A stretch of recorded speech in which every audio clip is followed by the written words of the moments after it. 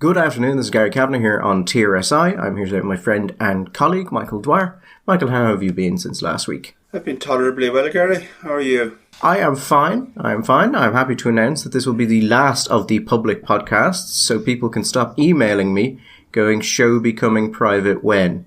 Took slightly longer than expected, as we had to work out some technical solutions for long-term listeners who basically don't want to or couldn't subscribe to Gript, so we had to implement a couple of workarounds.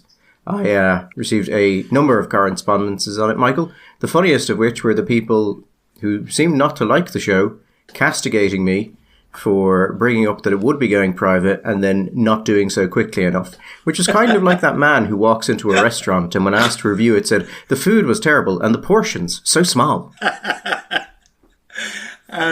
If you don't like it, why would you give it?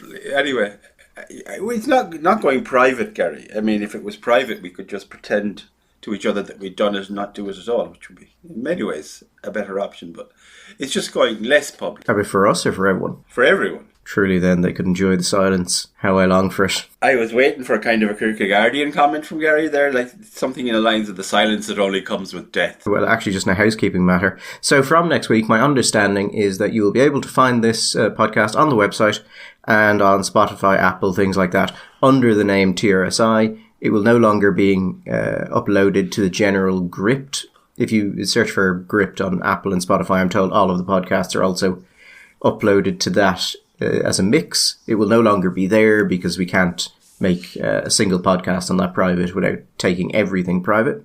So you will just have to search for it specifically and you shall find it. I don't know what's going to happen with it being put on YouTube. Maybe they'll put it up and it's delayed, or maybe they won't put it up at all, or maybe clips. Who knows, Michael? Who knows? Certainly not I. So last week we talked about Seamus Coffey of the Irish Fiscal Advisory Council and basically said that they were cursed, much like Cassandra in Greek mythology, to constantly speak the truth and be ignored. But so I just wanted to give people, as a nice shot and chaser to that, two headlines which I saw during the week. One is this: Seamus Coffey warns of 10 billion deficit risk as he returns to fiscal watchdog. And the second one: Budget 2025 will contain significant income tax and USC reductions, says Taoiseach. Just a nice juxtaposition together. Beautiful. And I like the fact that you said a word which was a cross between watchdog and washdog, which I think that's very much what the purpose of the organisation is. Michael, we've agreed, when we're doing the show, not to mention any of my constant mispronunciations of words. You agreed, or my inability to say the word purr, as in poor, which is not good for a show which talks so often about the purr and the economy.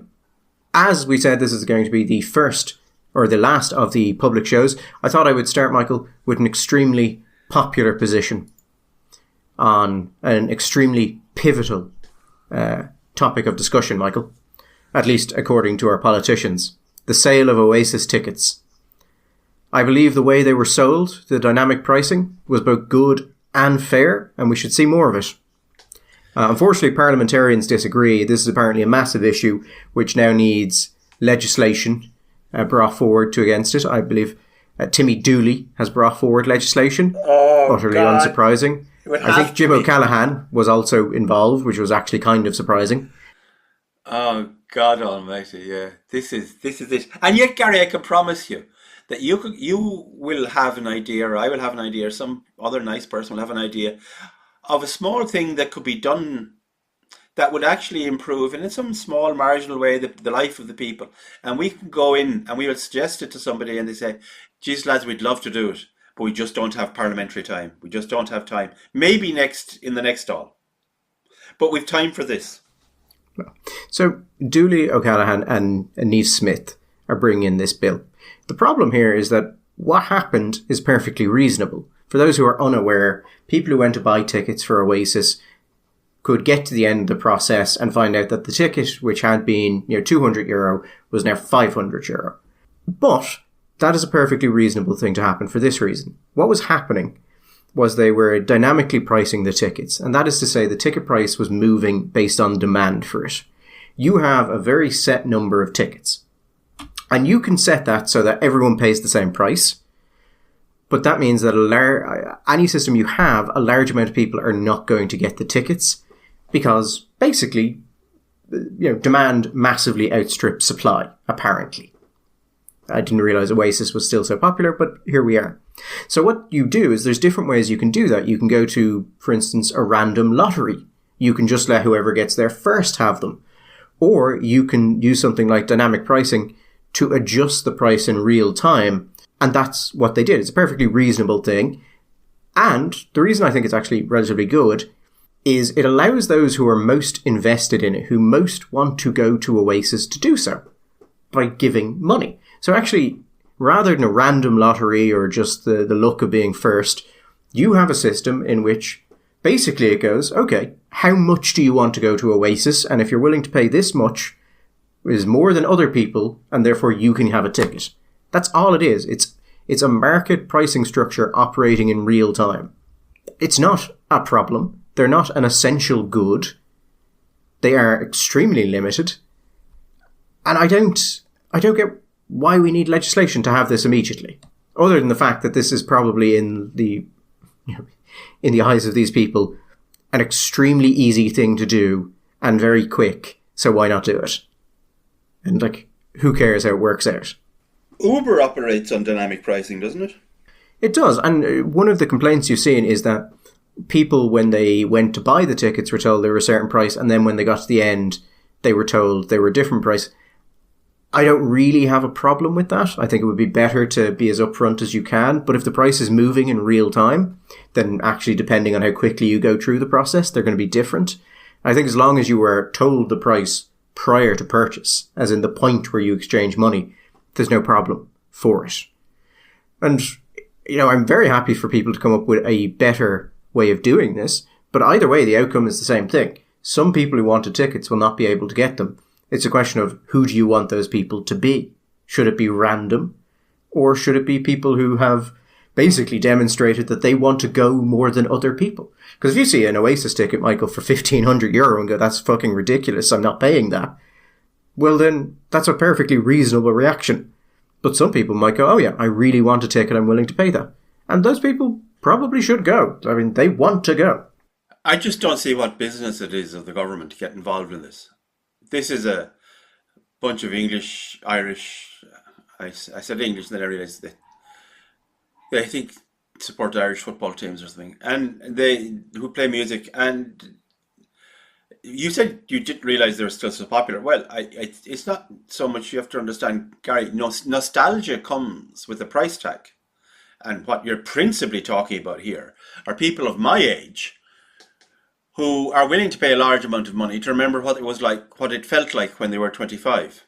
And I can tell you, I would pay a lot of money to feel like what I felt like when I was 25. So, I'm not surprised. And also people who are now in their mid-50s tend to have more money and therefore will pay a higher price for things than perhaps somebody who was 18 will pay. So it doesn't surprise me that there are large prices attached.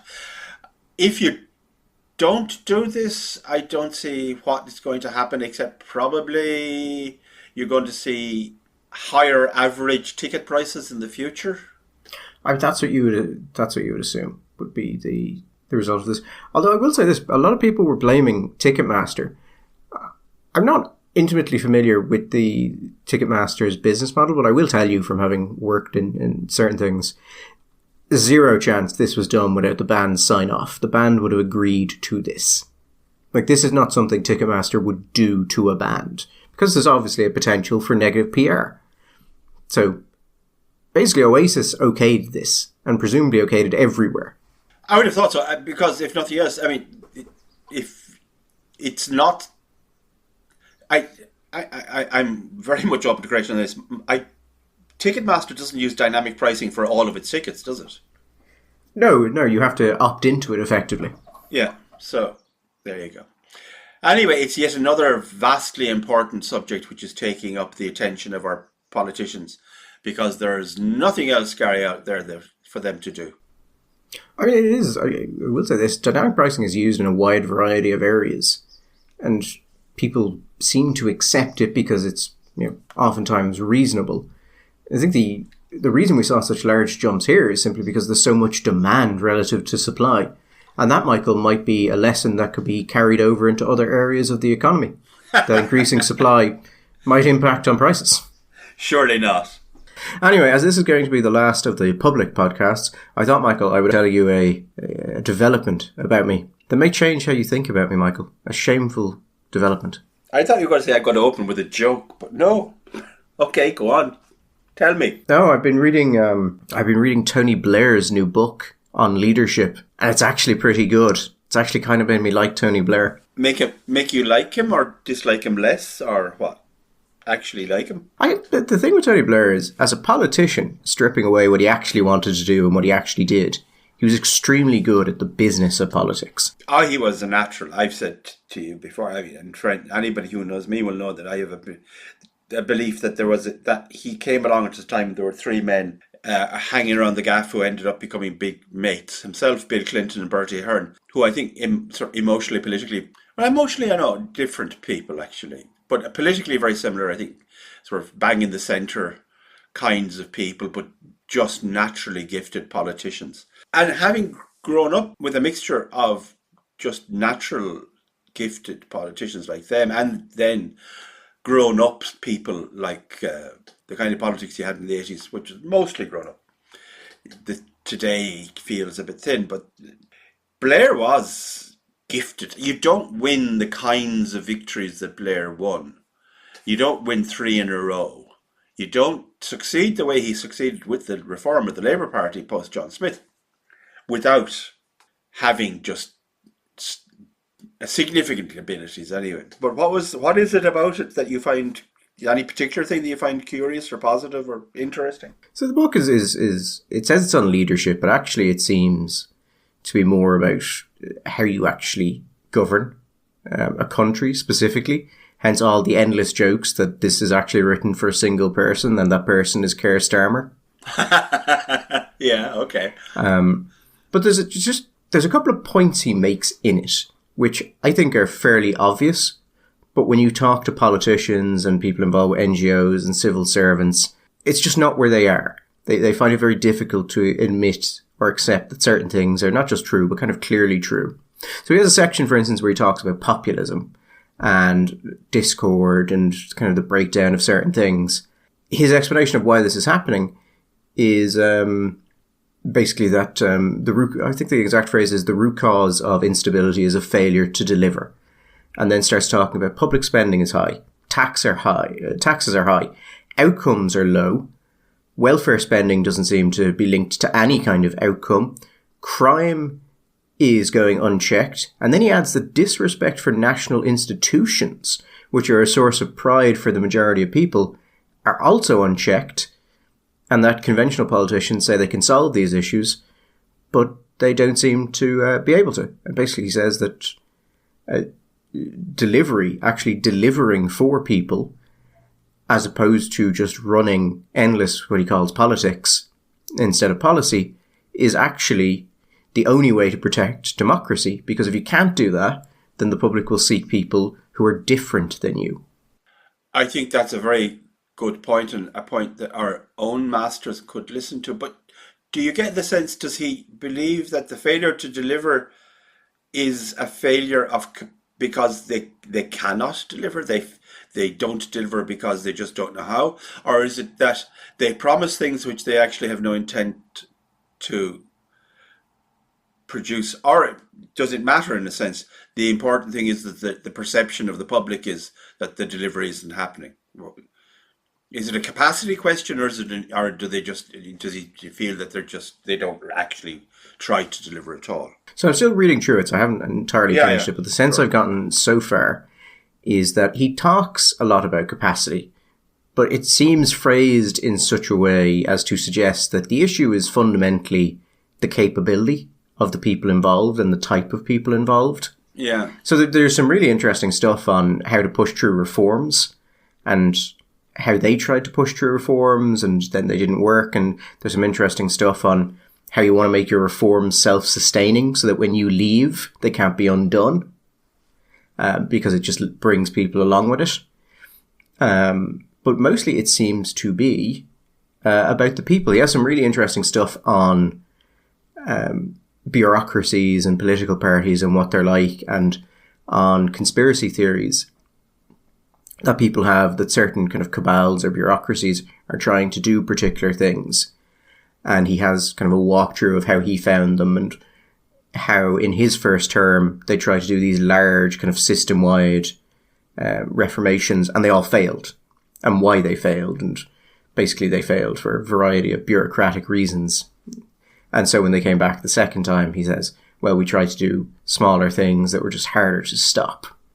But there is some really interesting stuff in here as well. Like there's a section about what the first thing a government has to do, like the very first thing they have to do. And he says the first thing you have to do, like if you're going to win and keep winning, is you need to provide public safety. And then starts talking about how the progressive left often underestimate how bad this is, how it makes people feel, because they are not usually themselves victims of an absence of basic security. And oftentimes they come across as if they sympathise with criminals more than they do victims. Yeah. And then there's kind of a discussion of the different kinds of security that, you have physical security, you have social security, you have financial security, and basically how you go about doing all of these things. And then there's kind of there's a passage which I've read some of the reviews of the book, and I think it's one of the passages that have kind of pissed a certain amount of people off. Some of the reviews of this book have basically said that Blair has become totally amoral and has picked up a admiration for, should we say, the more authoritarian regimes that he's been associated with. Yeah, I've heard that. And so he has a section on how, people want, good and moral leaders, but they actually just want solutions. They just want you to do things, to fix the things, to let them live their lives, and ideally make their lives better. In other words, Gary, a quote we haven't heard for quite some time, what they really want is to lower taxes, brutalise prisoners, and rule over them like kings. Actually, that's a pretty good summary of the book. The sections on leadership are very much on the people want a leader. They want someone who does things. That doesn't mean you actually look at polls and things and care too much about how they feel about any particular thing. You know what they need and you should do it. I think it's, in some ways, regretfully right. I mean, I have come to the conclusion, again, I say regretfully, over the last number of years, when we engage in debates about high topics like the right to life, the right to freedom of speech, the right to free expression, all these wonderful high liberal rights, I've come to the conclusion that the number of people who actually really care about these things, that rather than just say they care when they're asked in an interview about them, is actually quite small. And I know it's a very extreme example, but I think it's a good example because it is a manifestation of what happens when things go in extremis. We've talked before, as listeners will be aware, regular listeners will be aware, about President Bukele in El Salvador. And if I'm right, at one stage, he had approval ratings over 90%. And in the presidential election, I think, did he scrape home with 84, 85% of the vote? The single biggest problem was trying to find someone to run against him. Now, he has put around 1% of the population in prison. And there have been many loud voices raised about what he's done in the name of the Constitution, or to the Constitution, what he's done for prisoners' rights, criminals' rights, jurisprudence, blah, all this stuff. But El Salvador was a place which was deeply, deeply unsafe. And the poorer you are, this is always true, the greater your sense of insecurity was. That was personal insecurity, the insecurity of your property, the levels of sexual violence, the levels of fraud, all of this stuff. He's made people feel safe. And having gone from a place where they felt very unsafe to feeling safe, they have rewarded him. And they don't really care. I think that obviously it's a graph, and the more normal and the more stable, the more secure, the more protected your society is, consequently, the more we are able to afford to care about the high notions the high principles.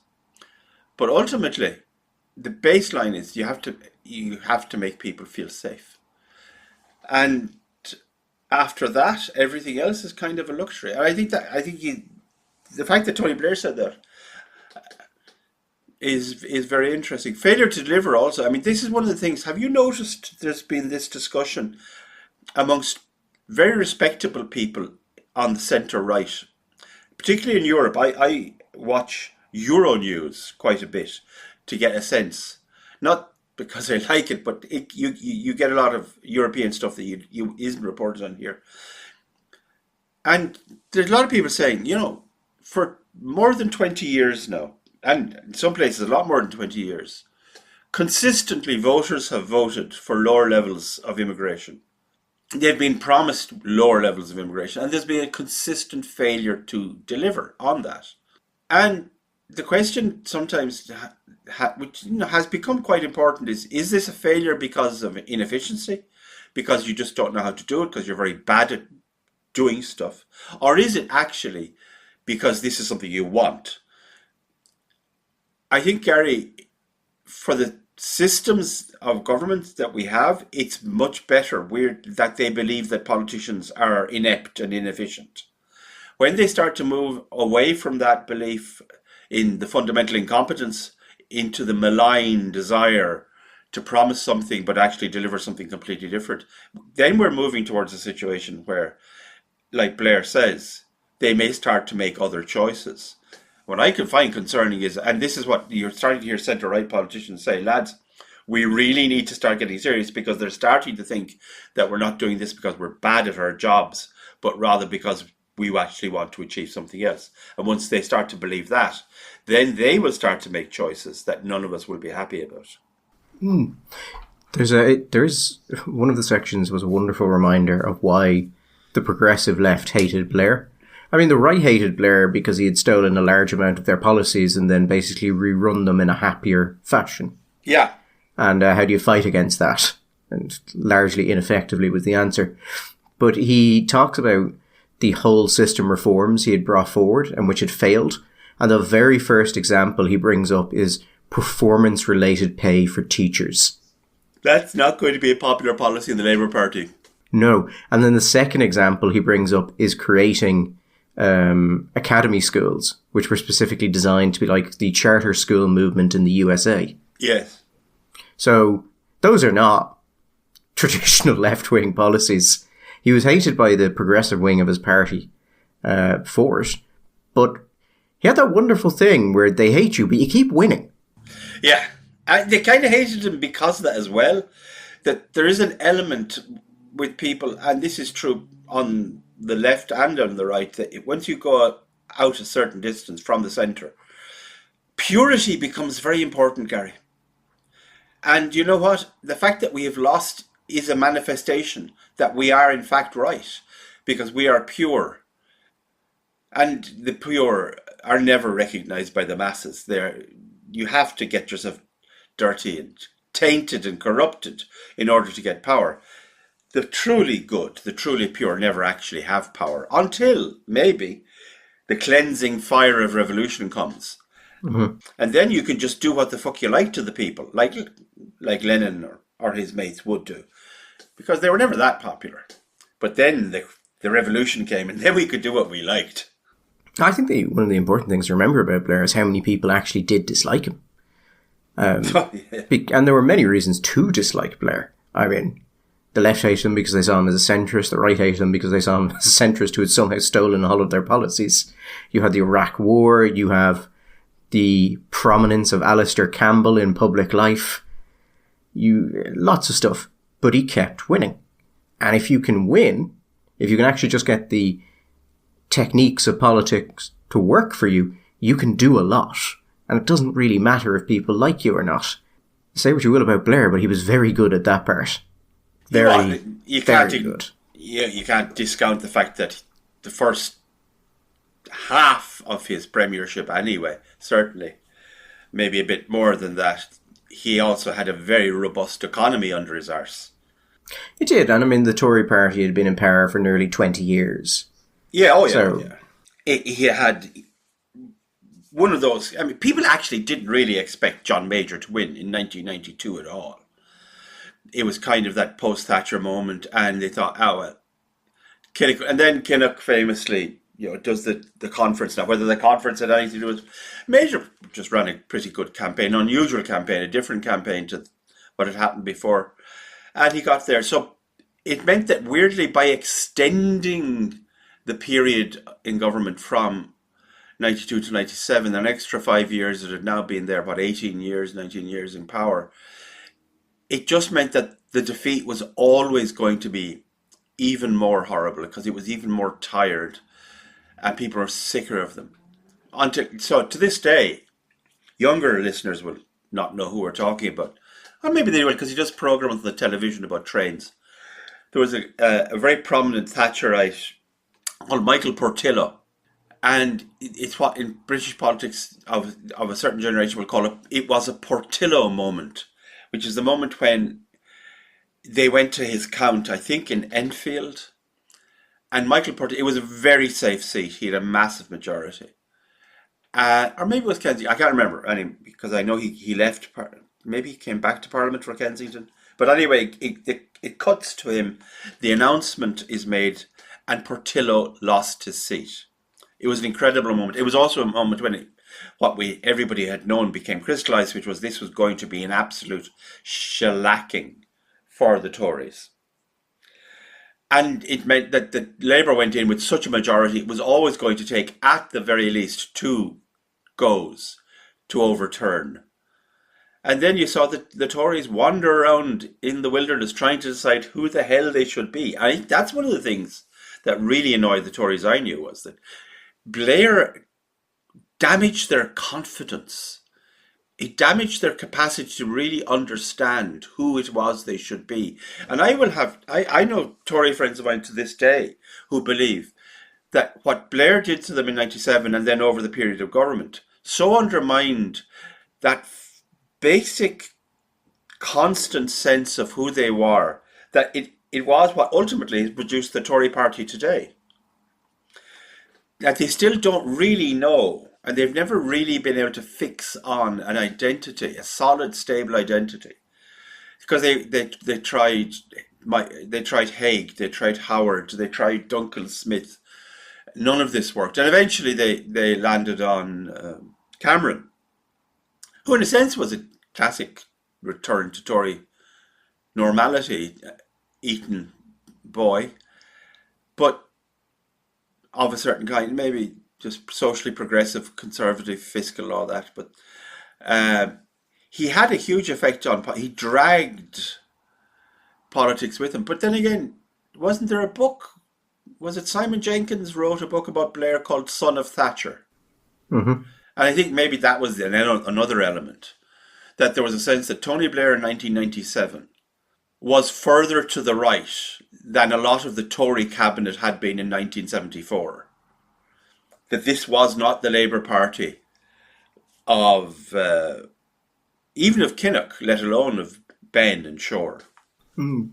There's also some interesting stuff in here that you hear kind of constantly in Ireland, where the government will do something, whether it's immigration or whatever it is, and you get this refrain of, this is not what the people voted for.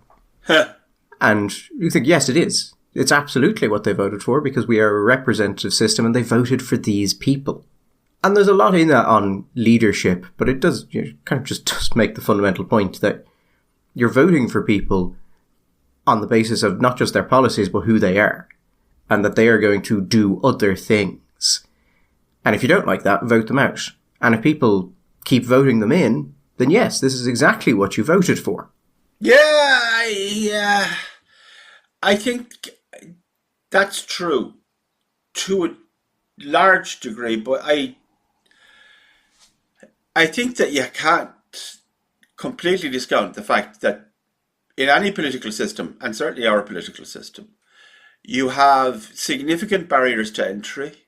You have the problem of inertia, the fact that people don't like revolutions, and they are right not to like revolutions. The problem of inertia is basically just a shorthand for the voters. No. I'm not discounting your point. But Right now, we talked about this last week. Right now, we're going into an election, right? Probably in 2 and a bit months' time. November 15th seems to be the date people are saying. Is it 15th? 15th, 25th. There's a 5 involved. Now, I have talked to other people who absolutely disagree with this, but I think that as we stand, there is no effective prospect of any other government other than the present government being returned, with or without the Greens, with or without another friend. Bar massive divergence from every major poll, it seems like, yes, Fianna Fáil and Fine Gael will comprise, if not the next government, the vast majority of the next government. Now, you could say, well, when they're elected, Gary will say, well, you voted for them, so you deserve what you get. I think that's a little bit like going to a restaurant criticising people for ordering off the menu. No, I will make one point and arguing against myself effectively here. I think that when Fianna Fáil and Fine Gael came together, it broke something structural in Irish politics. That there is now effectively not an opposition. I mean, Sinn Féin have been terrible as opposition. They often go along with what the government wants. Not really an alternative on many things. I mean, all of the parties agree on just shocking amount of stuff. So yes, usually you would have, or you would expect electorally, more of a choice of actual things. Whereas here you have, because of the joining of Fianna Fáil and Fine Gael, effectively just a block of also, homogeneous ideas. Sorry, Gary, but there's also another point. It's a structural point. In many other countries, not all of them, but there's a number, it would be possible for a very wealthy man who was concerned to come along and say, okay, this is a nightmare situation. I will bankroll an alternative party and we will run it. In Ireland, you couldn't have that. No, and I think quite deliberately you can't have that. For all of this, it's about fairness and removing money from politics, bollocks. No. It was one, everyone hated asking people for money and having to go to the grassroots and actually care what they said. And two, you had growing numbers of new parties forming in Europe, and people threw an eye at that and went, this would pretty much kill that dead. Exactly. And I think that means that there are structural barriers to entry to the market here, which don't exist in other countries, which mean that it is increasingly difficult for someone to get into the market. And then, even if you're an individual who can get into the market, because of the kind of voters you're attracting, you're more likely to get that vote if you run as an independent. And then you're faced with the problem is, if you try as a group of independents with shared values to cohere into something which can actually represent an opposition that might be the beginnings of something which could grow into a government, an alternative government, you'll be punished because you're not an independent anymore. People say, oh, well, you used to be an independent, now you're a party. What's all that about? So I think there are actually structural problems which mitigate against the generation of a real choice in Irish politics. And I also think that is a problem, because I think you're going to face numbers of people who are going to become more and more alienated from the system and will say, well, this isn't working for me anymore. So what else can we do? No, I mean, we talked about that last week. Yeah. What do you do if basically you've no representative voice in a democratic system, and what's the long-term outcome of that? On moving from the system to some of the actual leaders, Michael, Simon Harris, and his actual political capability, moving from Blair, is a subject of interest, because different people I know say different things about him and his capability, how good he is at actual politics. I've never been particularly impressed with Harris as a political operator, as in his ability to actually deliver things, as opposed to his ability to spend years undermining his own party leaders so that he can take it over. Yeah, which he did fantastically. No doubt there. But when I hear these things about his political genius, I think of things like not getting rid of Helen McEntee. Because you've been advised not to, and part of the reason is that if you replace her, the civil servants are basically just going to have free run. I think at the point you're even internally saying that, you have a massive problem with the civil service that needs to be dealt with. Yeah. And you also have a bench problem in that they don't have great people to replace anyone. But the news that Phil Hogan has come back as a general election strategist. Now, Phil Hogan has been heavily involved with Harris since before Harris took out Leo, as have a number of Phil Hogan's friends, because Phil Hogan took his removal from Brussels very, very, very poorly, and he's not a man to forgive people who he feels have slighted them. This is very true. But now, he's gone from informally advising to actually being invited back formally as a general election strategist. And Michael, Phil Hogan is not a man without talents. Absolutely has certain abilities. He's a terrible national politician, though. I hear this about Simon the great strategist, Simon the politician. Okay, I tell you what I think Simon Harris is good at. I think Simon is good at, or at least better than Leo at, and maybe that's not a very high bar, is at the human stuff. He understands, I think, communications kind of stuff better. And I could see why, when it's working away busily in the background, pouring poison into the ears of your fellow backbenchers, he could be good at that. Number one, Simon wanted it more than anybody else in the party. I don't think anybody else in the party was really looking that hard. Coveney was the obvious alternative, but Coveney he was knocked out after the loss in the first round. Coveney wasn't coming back for another go. So Simon really was the only guy on the block, and Simon started early, and by starting early, he kind of knocked out, he crowded out the marketplace. Leo was not good with his backbenchers. He was not good with the hoi polloi. He wasn't not good skilled. With human interaction. Not good with human interaction. So I mean, some of the stories I heard of people who met Leo for various reasons, from inside and outside the party, are bizarre. Just what was the purpose of doing that? Like, just uncomfortable, weird. Hence all the jokes from inside his own party. Well, we say jokes about him having autism, which was usually just met with that would actually explain quite a lot. I don't know if that was true. The phrase that was used, generally speaking, to me would be a little bit on the spectrum, Leo. I think whether that was figurative or whether that was poetry or diagnostic, I don't know.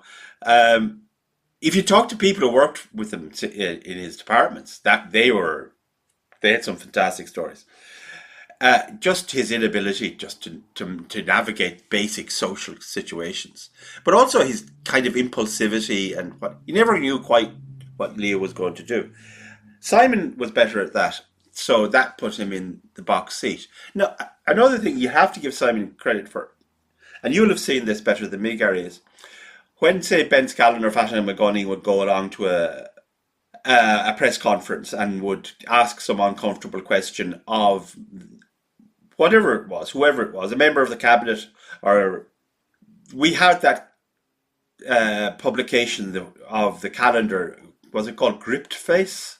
Yeah, it was a good calendar. It was a good calendar. And that showed the response of very, very many of the senior politicians in the government. Now, Simon Harris took a completely different tack.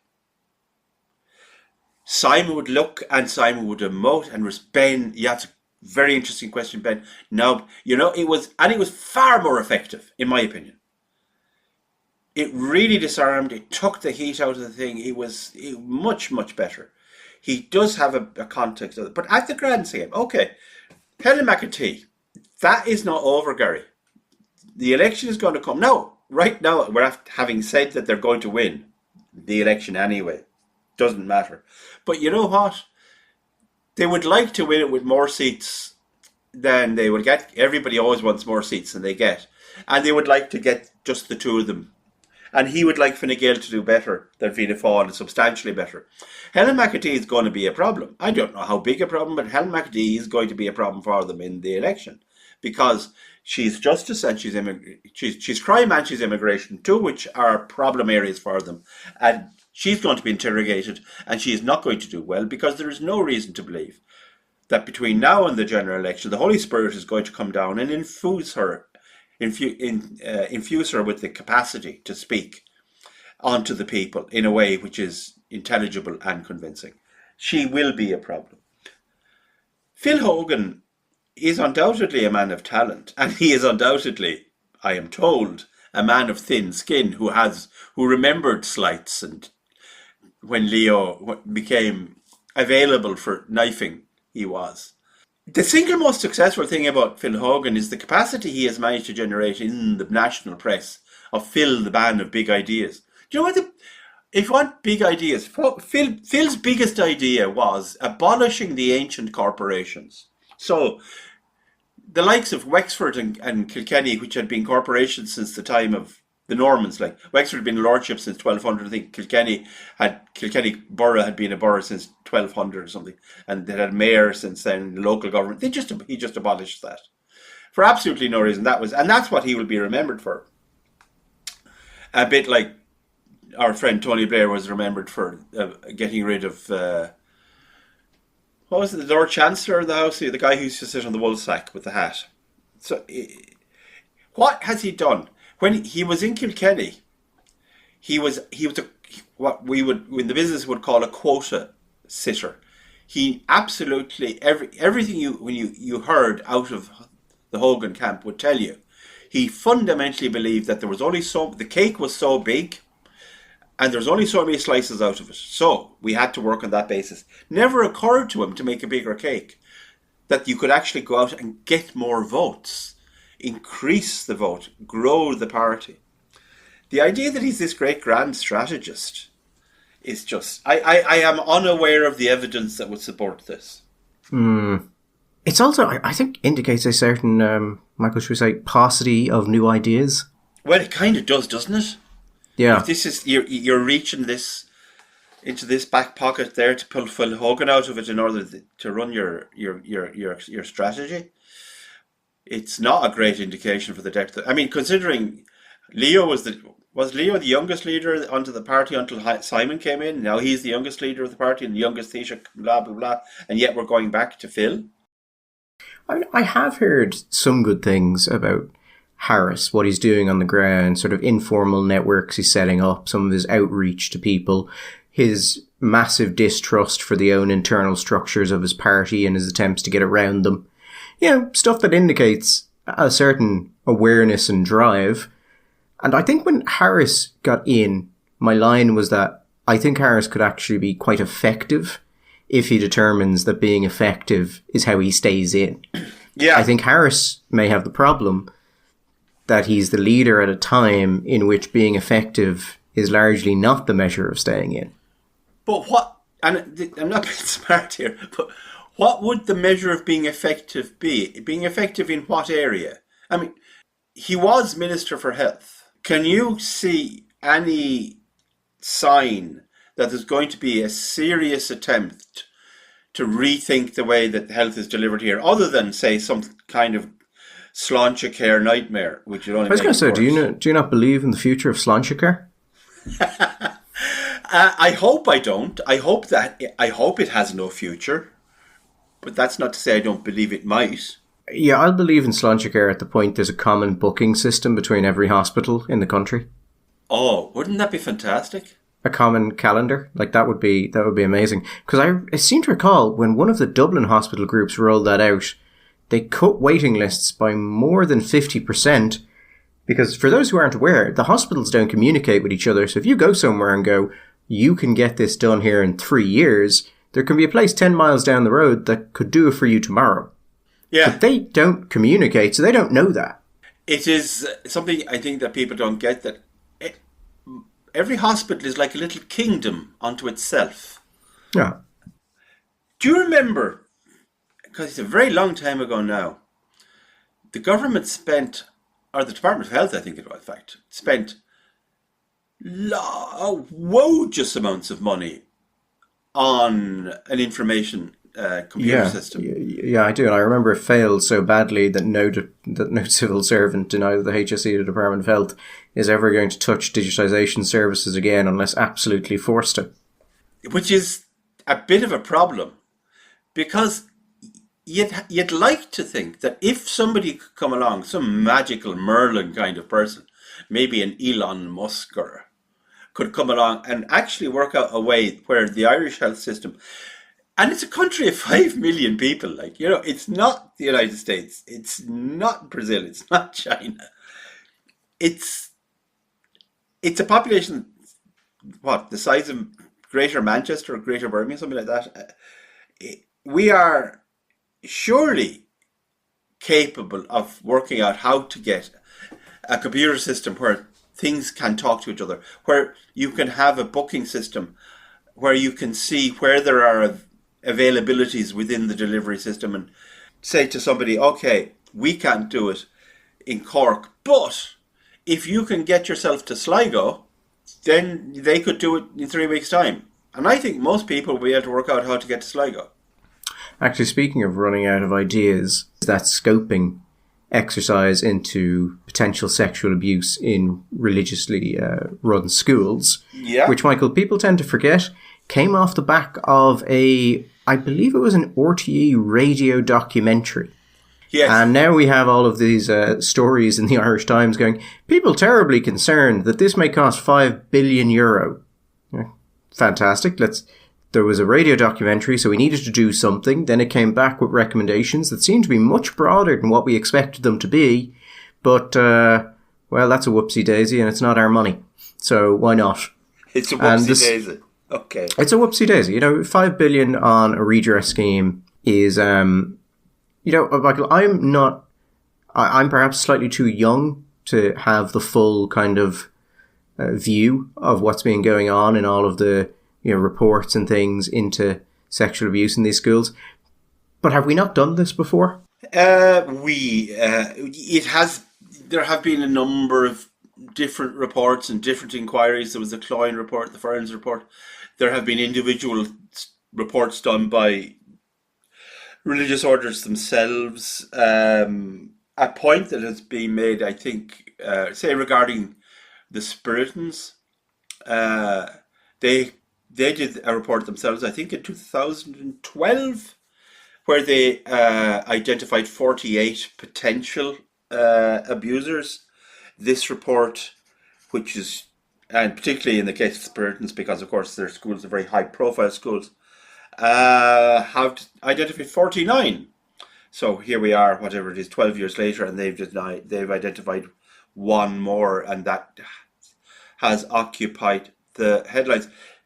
It's a hard thing to talk about. It's a hard thing to talk about for many reasons, I suppose. But one thing, it's very hard to talk about something like this and pick it apart without sounding, to some people at least, potentially, like you're minimizing the gravity and the horror of what some people might have experienced. And when you consider most of the victims you're talking about here, and this seems to be a constant, were between 12 and 14, right? Mm-hmm. So you're talking about 12-year-old children who are being sexually abused. I mean, sometimes we're talking about cases of rape. We're talking about cases, in some places, rape and physical abuse and torture. Horrible. But it's a bit of a, how long is a piece of string? I mean, there are cases as well. And also, these are reported. These are not cases that have been investigated, gone to trial, and conviction secured. No, and I thought that was a particularly interesting part. The senior counsel who put this together was talking about how, you know, distressing some of these reports were, speaking of the courage of the people who came forward. But when you read the actual, I was going to say the report, but actually I think the report is in 5 or 6 pieces. It is extremely long. One of the first thing that comes up in the first volume is that it was not within the purview of the scoping report to actually look as to whether or not these things were true. So it's a weird thing to talk about how bad the issue was and how courageous people were to come forward when there is no work being done to actually determine what's happened. And given that there will be a cash payout, and given that a lot of the people who've been accused are dead, you would expect, Michael, some amount of perhaps fabrication or inflation, not of all cases, obviously, but you'd expect it to a certain amount, and I'm not sure how you actually contain something like that. The thing is, Gary, and you shouldn't discount either, is that, some people will say, oh, well, you're going to set up and you're going to set up a pot of money. You're going to say everybody who comes along here will get 100 grand. And we're going to pretend that in the world that we live in, nobody is going to be tempted by the possibility of getting 100 grand cash money into their hand just by turning up and saying, Brother Alphonsus did X and Y to me. And I'm saying Alphonsus. I hope nobody takes that. That's a name purely invented, not referring to any real person. So that might well be true, but it's also true that people will also, in good faith, will say things and will have memories. And have you ever read? I don't know if any why you would have done, but it's actually a report we're reading. It was the report into symphysiotomy. I don't think so. It's a very interesting, well done report, and for lots of different reasons. But one of the things that the rapporteur makes is that a number of the people who were applying for relief because of the symphysiotomy had actually never had one, just hadn't had one at all. And there was a speculation that they might have confused they'd had an episiotomy and they'd confused this with symphysiotomy or other reasons. But that it seemed to be the case that they believed in good faith that this had happened to them. So, at a distance in time, even people acting in good faith can be wrong. But when you're talking about something like this, where you're talking about historic abuse, we're talking about things that happened 40, 50, 60 years ago, whenever it was, there is no mechanism where you're going to be able to adjudicate. Now, I think you could very reasonably say that even if you were looking for some kind of process, this isn't a case where you would be looking for people to demonstrate beyond a reasonable doubt that something happened. That would be the standard of proof in a criminal case. Here we're talking, if we want to be super technical about it, we're talking about compensation for a civil thing, which is the balance of likelihoods, the balance of probability. So if you were to believe 50.1% probably happened, well then that's the balance of probability, and that would be the standard of proof that you would require in a civil case. So maybe you could say, well, people who testified and said, on balance, it seemed to me to be reasonable that this could have happened. I don't know. That would probably not be popular because you would be seen to be saying you're going to make people relive a painful and horrible experience and you're going to put them to the test. You either just bite the bullet in these cases, Gary, it seems to me, and say, okay, we're going to pay. And we're going to pay for the next 3 years or whatever it is. We're going to, for the next 3 years, and after that, then we draw a line under it because you have to have an accounting mechanism. But once you've set this kind of thing up, well, then you just bite the bullet. You set the figure, and then you take your lumps. Now, I'm right though in saying that while this is the scoping report, that one of the proposals of the scope is a full report, a full inquiry. Yes. So there's two things I think are interesting here. One is that there is a recommendation inside the report that the full review be extended beyond religious schools, which would be quite interesting because a lot of the focus seems to have been on religious schools, but some of what I've heard is that some of the non-religious schools were not great at all. And there's also, in some of the information they've collected, it seems to be moving away from explicitly sexual abuse to more physical abuse, which they can argue has some sort of sexual undertone, like an enjoyment of beating a child, that kind of thing. Yeah, that's something which occurs. That's hard to... Yeah, but I mean, if this thing expands into all schools in the country, and if it expands into physical abuse as well, well, one, I think it would actually just, it's too much work. It would be simply impossible to actually do. But you could end up, well, one, it would, secondly, it would also cost an absolute fortune beyond what's even being projected now.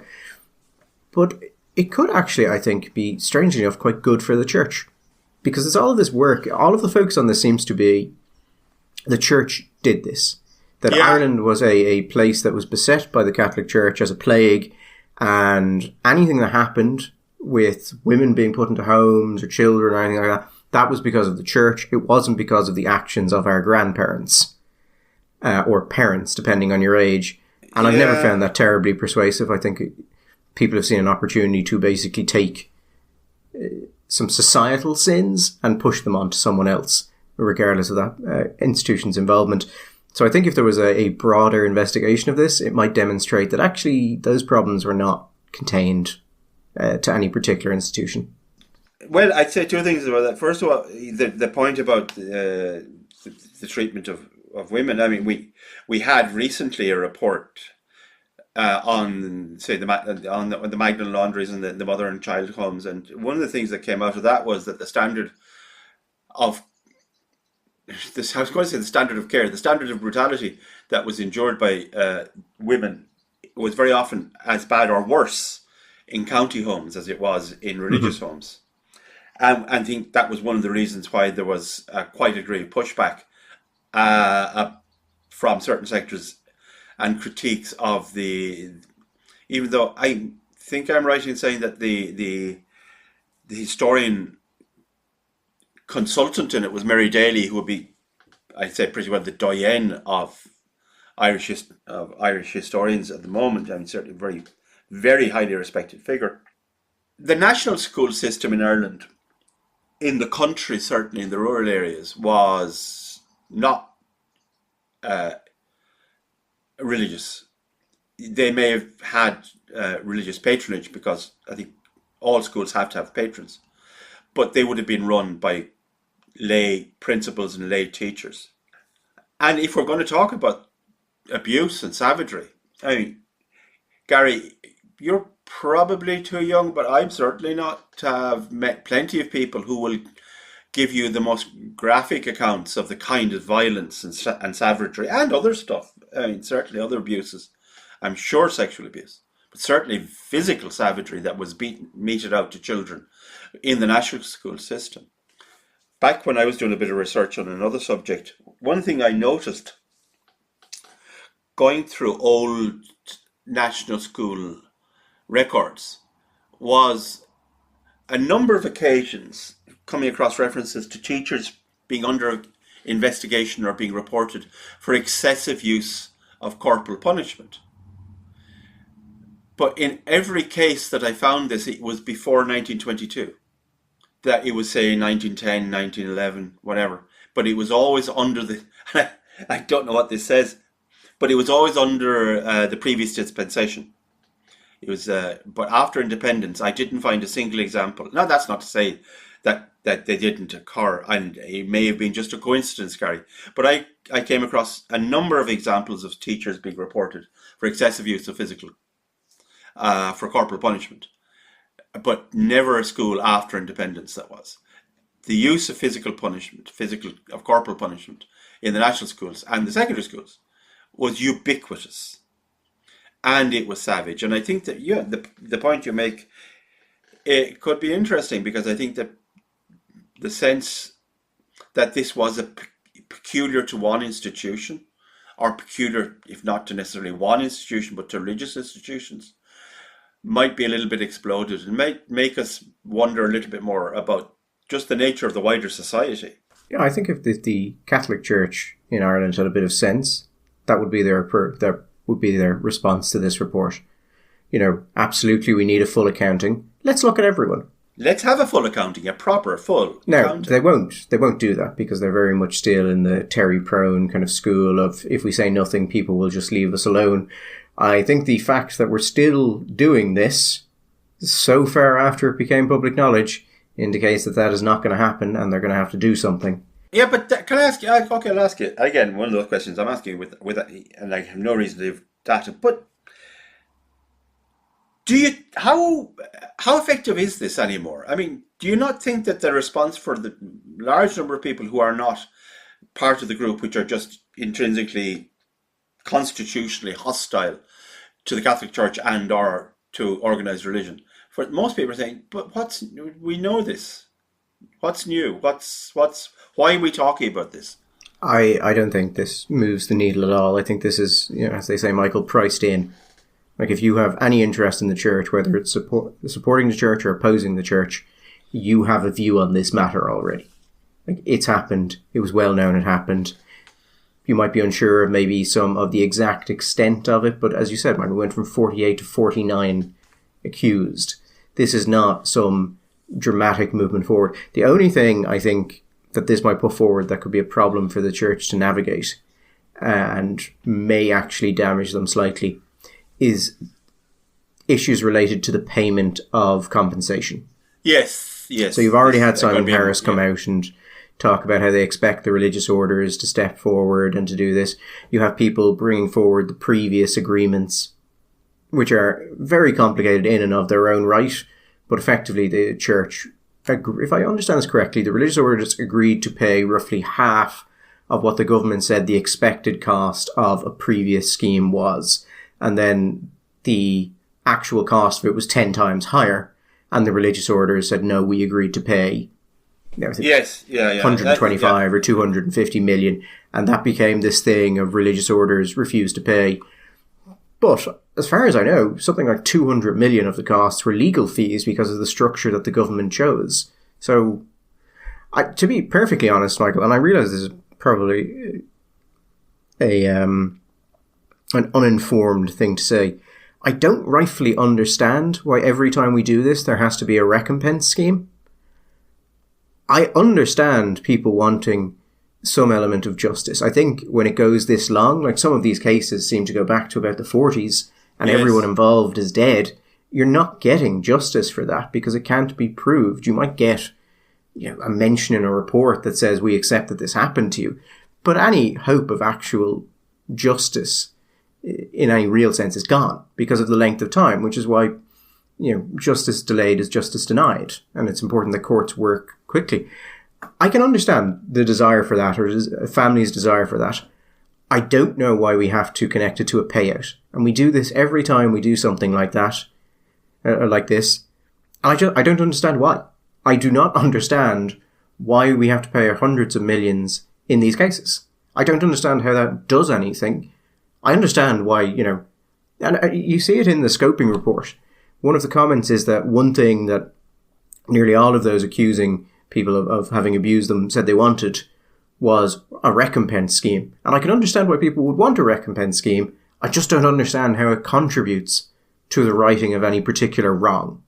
I think in a sense, it's we cannot give people justice in most cases because of the two things. Well, first of all, there's the distance in time, but secondly, there may actually be problems even if the alleged perpetrator is still alive. There may be a problem in securing a conviction. So we want to do something, and we live in the era of gesture. It would look ridiculous to give them all a medal. So what do? We say, we'll give them money. And we pick some kind of arbitrary figure, €70,000, we'll say, and we say, that's what we're going to give you. I don't know how you arrive at that figure. I don't know why we think money is the answer. But it's a way of saying, okay, listen, we have decided that this is something that we feel bad about and we should have done something about. And it's part of this kind of a contemporary sense that we can heal history, that we can do things now and that will make history better. But before we go, Gary, I don't know if you're much of a cyclist. I haven't been a cyclist since I was a small child. But the many cyclists, the very, very many cyclists who make their living in central Dublin, in the offices around Kildare Street, will be apparently delighted that they have a nice new bike shed. Although we're told it's not actually a bike shed, it's a bike shelter, and when the wind blows, it'll still get wet. So I don't know what the problem there is. What you need, Gary, is one of those little plastic hats that you put your saddle on. Now, the only thing I wanted to mention about this was that this has been in the news for a week, right? And I am beyond pissed off at that fact. I can't remember off the head. I should have checked this before. I think it might have been Cato. That every time if it wasn't Cato, it was history, but I think it was Cato, that every time he spoke in the Senate, he would finish his speech by saying something like, Carthago delanda est. Carthage must be destroyed.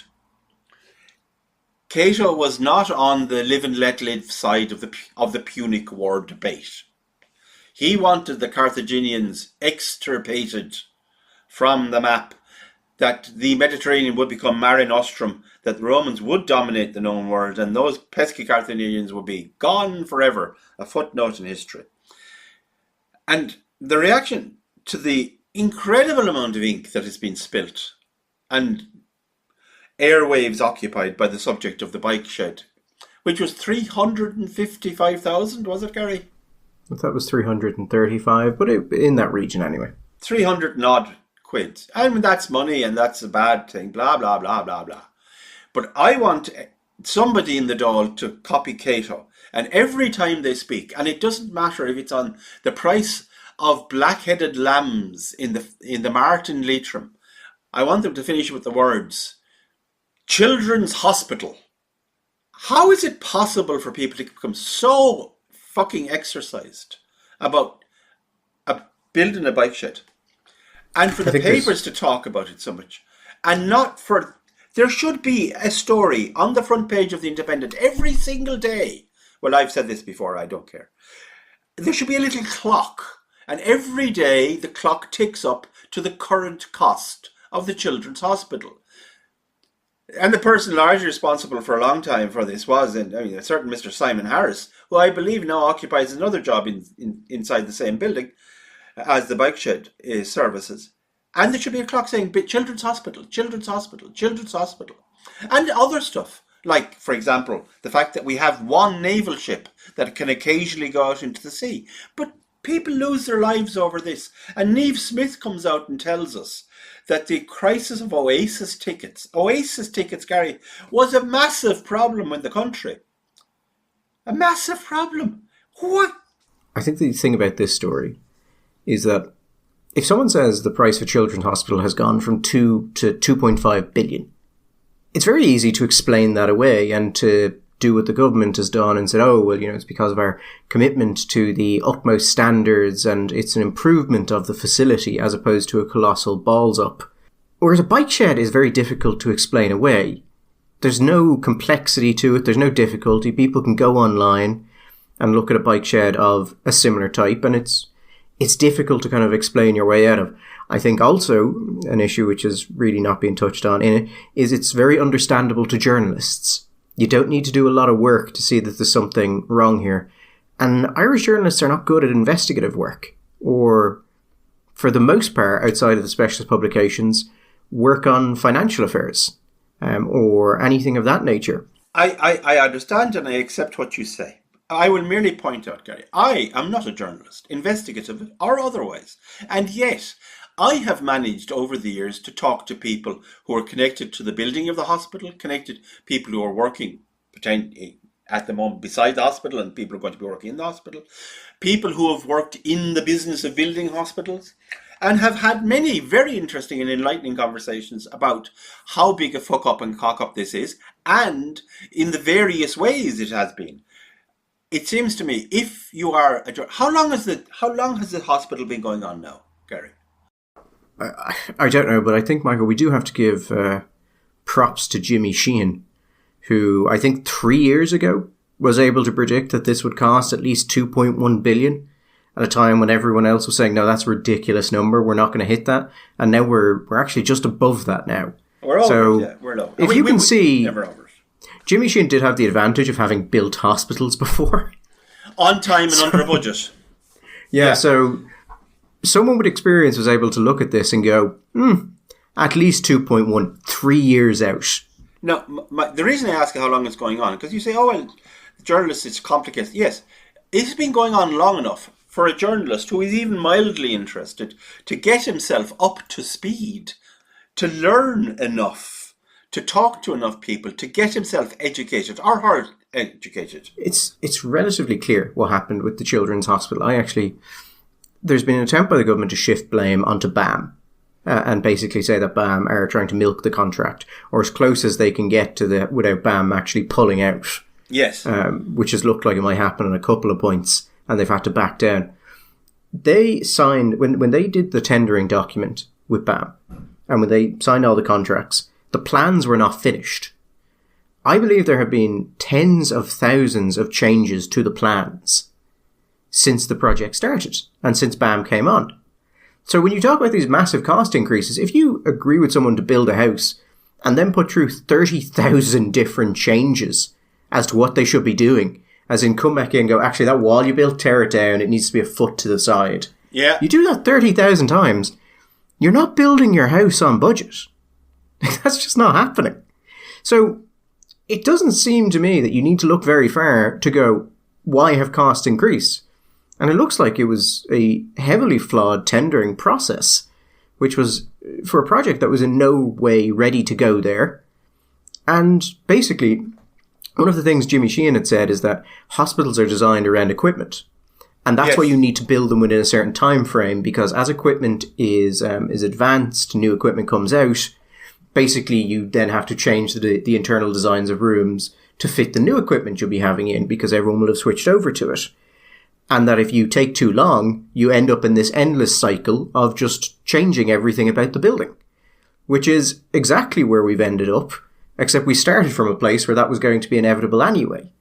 So I don't think you need to consider that BAM might be trying to milk this when it looks like it was abysmally designed to begin with. I don't think there's any great mystery there. And Gary, if BAM were trying to milk it, well, that's, in a sense, their job. Their job is to maximise profits for its shareholders and for the company. It is the job of the contracting partner, in this case the government, to make sure that it can't be taken for a ride, that the person who's building the stuff for it has to do it at a certain pace in a certain time and according to certain, like when we were building roads, Gary, everybody knew, because once the planning process had been completed, everybody knew pretty well what was going to be done. And they were done on time and under budget because there were penalties. The problem is, BAM, even though they're being blamed, I don't know, can we say they're blamed, but certainly, anybody who's ever built a house or been involved in the building will tell you, every single time you change something, it's a cost.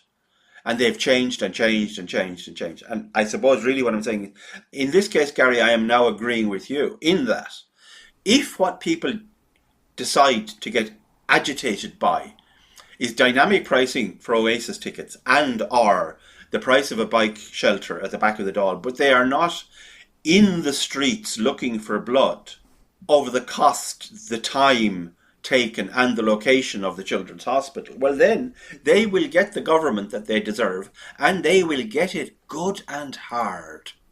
So I think on that, Michael, we will leave it for this week, and we will see some of you next week. Bye-bye. All the best.